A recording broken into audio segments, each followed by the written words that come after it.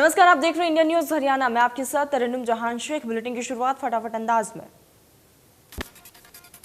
India news Haryana का salute Haryana कार्यक्रम। Tokyo में मेडल जीतने वाले खिलाड़ियों को सीएम मनोहर लाल ने किया सम्मानित। खिलाड़ियों समेत कई दिग्गज रहे मौजूद। सीएम के साथ आईटीबी नेटवर्क के एमडी कार्तिकेय शर्मा, पूर्व केंद्रीय मंत्री विनोद शर्मा, स्पीकर ज्ञानचंद गुप्ता, शिक्षा मंत्री कृपाल गुर्जर समेत तमाम दिग्गज नेता और मंत्री रहे मौजूद।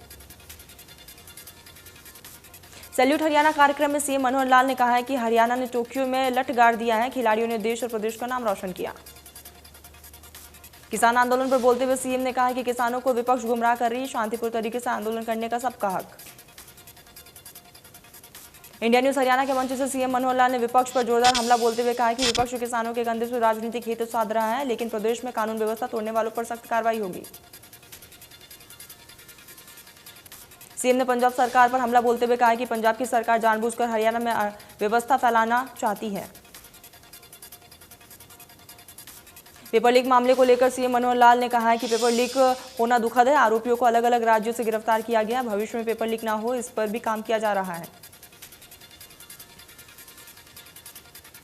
कांग्रेस के खिलाफ हरियाणा बीजेपी का प्रदर्शन। कैप्टन अमरिंदर के आंदोलन शिफ्ट वाले बयान पर बीजेपी विरोध कर रही है। कांग्रेस आलाकमान की चुप्पी पर हरियाणा बीजेपी का प्रदर्शन जारी।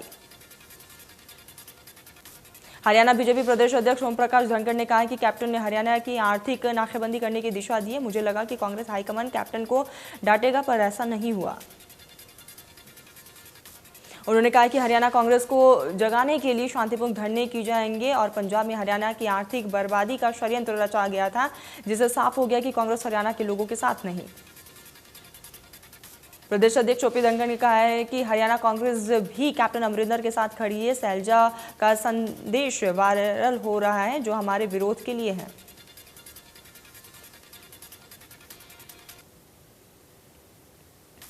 फरीदाबाद में यूथ कांग्रेस ने पीएम नरेंद्र मोदी के जन्म दिवस पर बेरोजगारी के विरोध में प्रदर्शन किया है। बीजेपी के पिछले 7 साल में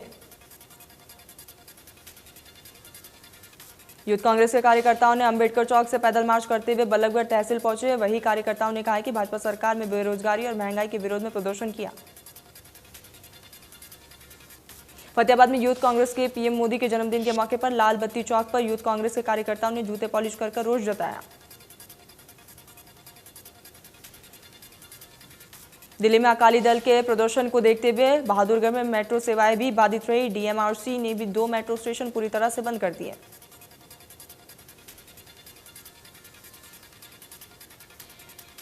हरियाणा में किसानों के धान की खरीद 25 सितंबर से शुरू करने की मांग को लेकर धरना प्रदर्शन शुरू कर दिया गया।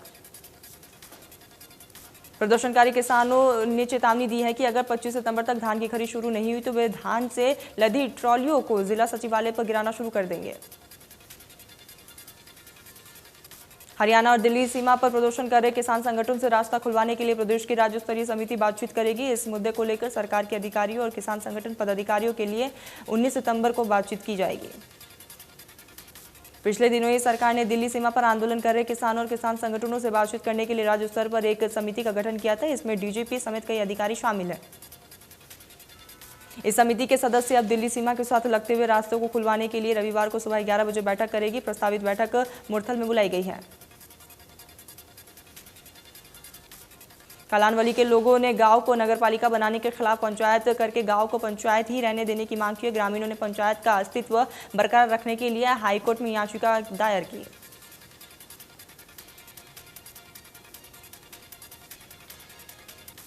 पिछले दिनों कलानवली को नगरपालिका कलानवली से जोड़ने की प्रक्रिया शुरू की गई है, जिसके विरोध में कलानवली के लोगों ने सुबह 7 बजे पंचायत हुई, जिसमें निर्णय लिया गया कि गांव को पंचायत ही रखा जाएगा। पंचायत की अध्यक्ष पूर्व सरपंच प्रतिनिधि अभिजीत सिंह और सत्ता चहल ने की है। उन्होंने एकजुट होकर फैसला लिया है कि हमेशा एक साथ रहेंगे।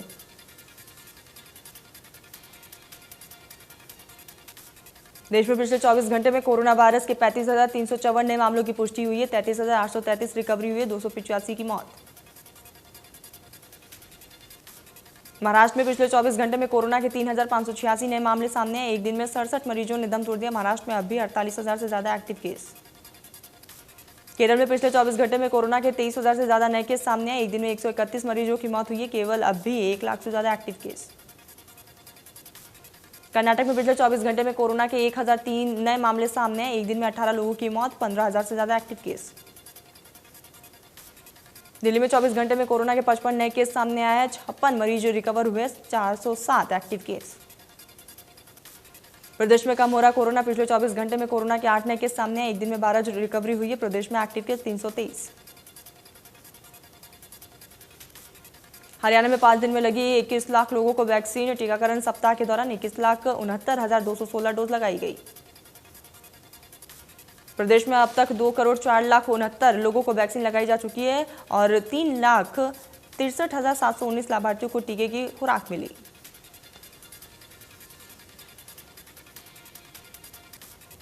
प्रधानमंत्री नरेंद्र मोदी के जन्मदिन के अवसर पर देश ने वैक्सीनेशन अभियान में नया रिकॉर्ड दर्ज किया है। एक दिन में पहली बार 2.50 करोड़ से अधिक लोगों को टीका लगाया गया। रिकॉर्ड टीकाकरण पर देश के प्रधानमंत्री ने इस पर शुभकामनाएं दी है। पीएम ने ट्वीट कर लिखा है कि रिकॉर्ड टीकाकरण पर हर भारतीय को गर्व होगा।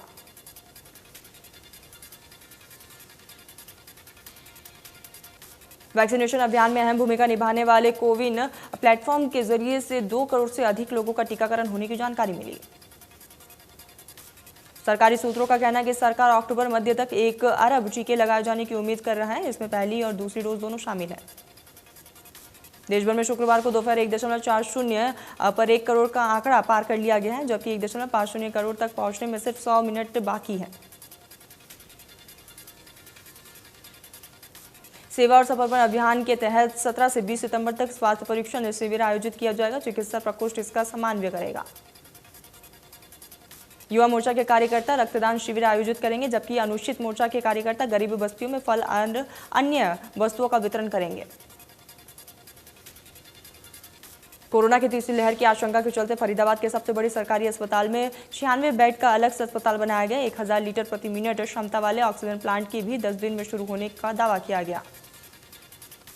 सिविल हॉस्पिटल के प्रधान चिकित्सा अधिकारी डॉक्टर सविता यादव ने इंडिया न्यूज से खास बातचीत में कहा है कि जो परेशानी दूसरी लहर में आएगी वो तीसरी लहर में नहीं आएगी।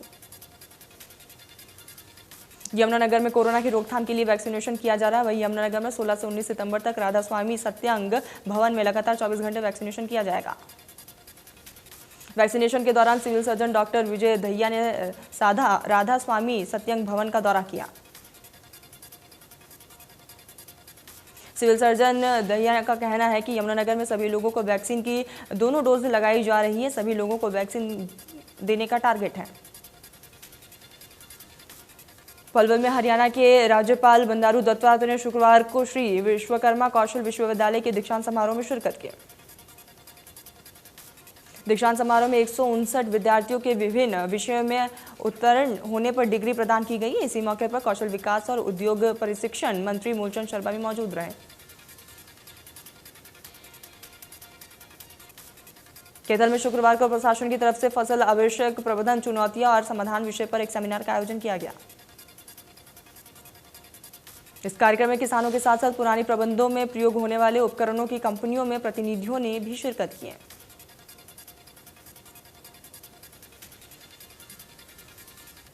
हरियाणा स्टाफ सिलेक्शन कमीशन की तरफ से आयोजित हो रही महिला सिपाही भर्ती परीक्षा के लिए सुबह 13 बसें चलाई गई। चरखीदादी डिपो प्रबंधन ने बताया कि छात्रों को परीक्षा केंद्रों तक स्पेशल बसों द्वारा ले जाने और लाने की पूरी व्यवस्था की गई है। ट्रैफिक मैनेजर दीपक ने बताया कि महिला लिखित परीक्षा के लिए रोडवेज विभाग की ओर से व्यापक प्रबंध किए गए।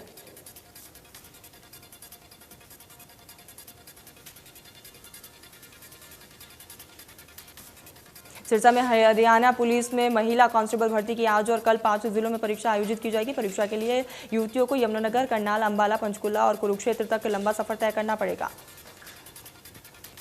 इसी के चलते हरियाणा रोडवेज सिरसा ने सभी स्टोरों तक स्पेशल बसों का संचालन शुरू कर दिया, जिसके चलते विभाग ने एडवांस बुकिंग शुरू भी कर दी। टिकट बुक करवाने के लिए बस अड्डे पर लंबी कतारें नहीं लगनी पड़ेंगी, लेकिन अभ्यर्थियों के लिए परिजनों का कहना है कि रोडवेज की तरफ से पूरी व्यवस्थाएं की गई।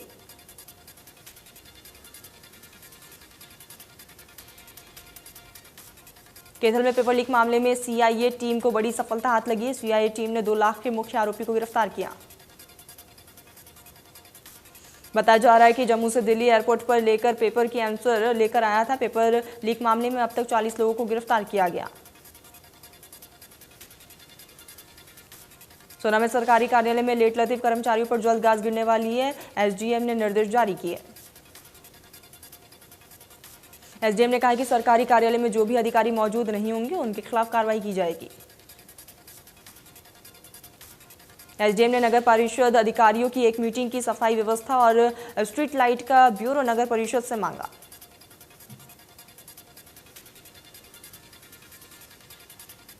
रादौर में शुक्रवार को स्थानीय प्रशासन ट्रैफिक नियमों को लेकर पूरी सख्ती है। स्थानीय पुलिस ने ट्रैफिक नियमों का उल्लंघन करने वालों पर कार्रवाई की। एसडीएम सरेंद्र पाल के नेतृत्व में शहर के कई चौराहों पर ट्रैफिक नियमों के उल्लंघन करने पर 2 पहिया चालकों पर कार्रवाई की गई। टोहाना में सीआईए टीम को बड़ी सफलता हाथ लगी। पुलिस ने लाखों रुपए की हेरोइन सहित बाइक सवार 2 बदमाशों को गिरफ्तार किया। पकड़े गए दोनों युवकों ने अपनी पहचान भूना निवास विक्रम और विकी के नाम पर की। डीएसपी विक्रम सिंह ने बताया है कि सीआईए टीम ने आरोपियों को कोर्ट में पेश कर सप्लायर के बारे में पूछताछ के लिए स्पेशल डिमांड पर भेजा।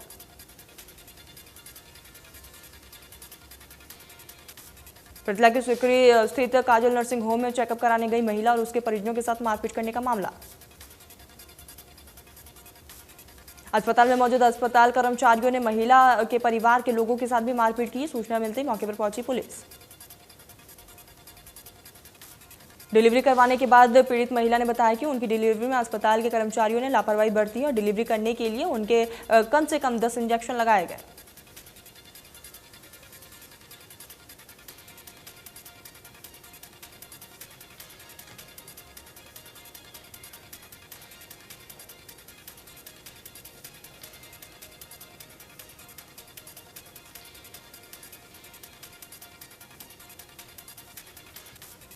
फतेहाबाद के आधा दर्जन गांव में बीते 1 महीने के बाद भी नहीं निकला बरसात का पानी। ग्रामीण लोग पानी निकलवाने के लिए लघु सचिवालय पहुंचे। ग्रामीणों ने डीसी को ज्ञापन सौंपा। डीसी ने जल समस्या का समाधान करने का आश्वासन दिया। भिवानी स्थित बिजली बोर्ड में खाली पड़े क्वारेटो की 3री मंजिल पर बैल चढ़ गया। इस घटना की सूचना फायर ब्रिगेड को दी गई और गौ सेवा दल की टीम भी मौके पर पहुंची। मौके पर पहुंचने के बाद रेस्क्यू किया गया।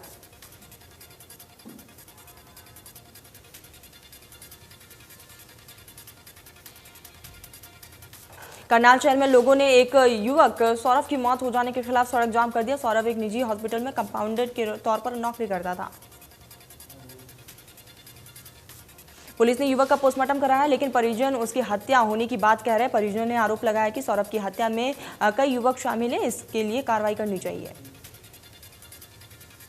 परिवार के लोग इंसाफ की मांग कर रहे हैं। वही पुलिस भी कार्रवाई के लिए लगातार प्रयास कर रही है। नरवाना में चोरों के हौसले लगातार बुलंद है। 7 दवाइयों की दुकानें सहित 9 दुकानों के ताले तोड़कर कई लाख रुपए लेकर फरार हुए। चोरी की वारदात का दुकानदारों को सुबह पता चला और उसके बाद पुलिस को सूचना दी गई। चोर एक कार में सवार होकर आए थे। वारदात की सूचना मिलने के बाद पुलिस मौके पर पहुंची और आगे की तफ्तीश में जुटी। पानीपत के समलखा में बदमाशों का आतंक देखने को मिला, जहां भटनगर कॉलोनी में देर रात 2 लोगों को गोली मार दी गई। गोली लगने से दोनों लोगों की हालत गंभीर है। बदमाशों ने दुकानदार और पूर्व एमसी के भतीजे पर फायरिंग की। दोनों घायलों का प्राइवेट अस्पताल में इलाज जारी है। फायरिंग की पूरी घटना वारदात सीसीटीवी में कैद हो चुकी है। बदमाशों की पहचान बताने पर 50,000 का इनाम रखा। पानीपत के चुलकाना रोड पर बदमाशों का आतंक लगातार जारी। बदमाशों ने देर रात 2 लोगों को गोली मारकर फरार हो गए। सूचना मिलते मौके पर पहुंची पुलिस ने घायलों को पानीपत के निजी अस्पताल में भर्ती करवाया।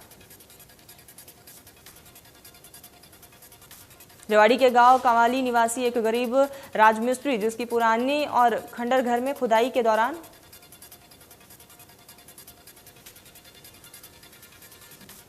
रेवाड़ी के कवाली गांव में सोनू कवाली ने बताया है कि सत्तन मिस्त्री के बहुत पुराने मकान में खुदाई का काम चल रहा है और खुदाई के दौरान मकान से 3 तीर और एक 1800 रुपये मिले।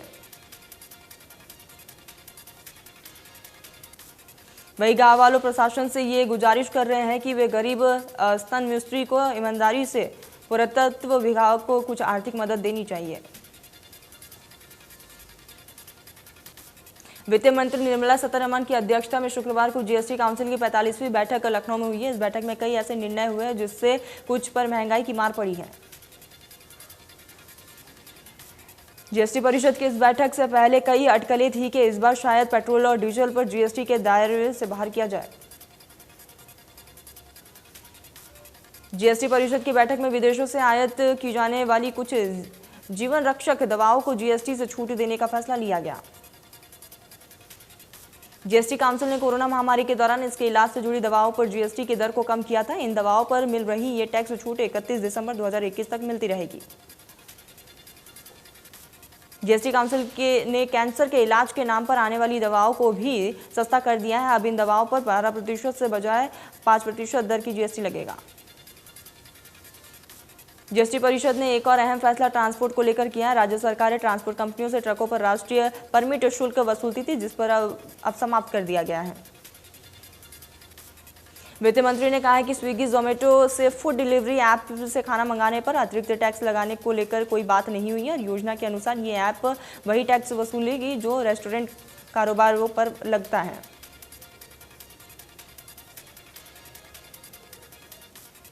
एससीओ सम्मेलन का हिस्सा बने प्रधानमंत्री मोदी ने खुलकर अफगानिस्तान मुद्दे पर अपना विचार रखा। उन्होंने कहा है कि वर्तमान स्थिति पर अपनी चिंता जाहिर की। पीएम मोदी बोली, वहां पर महिलाओं की सुरक्षा भी चिंता का विषय है। ऐसे में अब पूरी दुनिया को अफगानिस्तान में बनी हुई नई सरकार पर सोच समझकर कोई भी फैसला लेना चाहिए। पीएम मोदी ने कहा है कि हमारे क्षेत्र में सबसे बड़ी चुनौती शांति सुरक्षा से संबंधित है। अफगानिस्तान में हाल के घटनाक्रम ने इस चुनौती को स्पष्ट कर दिया है।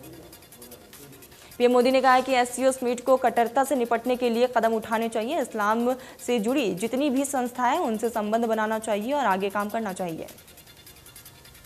पीएम मोदी ने कहा है कि भारत ने अपनी यहाँ किए गए प्रयोगों को दुनिया के साथ साझा किया है। एससीओ देशों को अपने बीच भी ओपन सोर्स का आदान प्रदान करना होना चाहिए।